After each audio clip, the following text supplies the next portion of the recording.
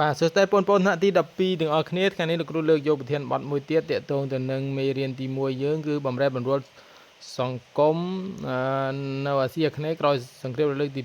2គឺប្រធានបទមួយទៀតទាក់ទងទៅនឹងសង្គ្រាមត្រជាក់ចំពោះអាស៊ីអាគ្នេយ៍បាទមានផលល្អនិងផលអាក្រក់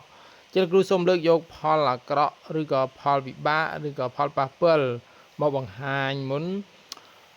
ទី1គឺបង្កឲ្យប្រទេសនៅអាស៊ីអាគ្នេយ៍មួយចំនួនត្រូវបានបែកបាក់សាមគ្គីជាតិបែងចែកជា2ប្លុកគឺសេរីនិងកុម្មុយនីសបាទមានវៀតណាមជាដើមទី2បង្កឲ្យប្រទេសនៅអាស៊ីអាគ្នេយ៍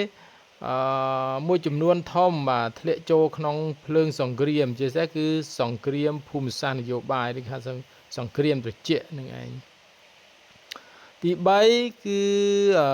បង្កឲ្យប្រទេសនៅអាស៊ីអាគ្នេយ៍ដែលទទួលមនោគមវិជ្ជាសេរីនិងកុម្មុយនីសនោះគឺមានការកាប់សម្លាប់គ្នាយ៉ាងរង្គាលទី4បាទធ្វើឲ្យប្រទេសមួយចំនួនអាស៊ីអាគ្នេយ៍មានទំនាស់ជាតិសាសន៍និងទំនាស់សាសនាទី5បង្កឲ្យមានចលនាប្រឆាំងនឹងពួកមូលធនពួកសក្តិភូមិហើយនិងពួកកុម្មុយនីសទី6បង្កឲ្យមានចលនាតស៊ូទាមទារឯករាជ្យចេញពីពួកអាណានិគមបាទទី7យើងអាចដាក់ថាធ្វើឲ្យប្រទេសនៅអាស៊ីអាគ្នេយ៍ដែលធ្លាក់ចូលក្នុងភ្លើងសង្គ្រាមនោះគឺវិនិច្ឆ័យហិនហោចលើផ្នែកនយោបាយសេដ្ឋកិច្ចសង្គមវប្បធម៌បាទឥឡូវយើងមើលតកតងទៅនឹងផលល្អឥទ្ធិពលសង្គ្រាមត្រជាក់ចំពោះអាស៊ីអាគ្នេយ៍ទី1គឺធ្វើឲ្យបណ្ដាប្រទេសនៅអាស៊ីអាគ្នេយ៍រីកចម្រើនយ៉ាងឆាប់រហ័សលើផ្នែក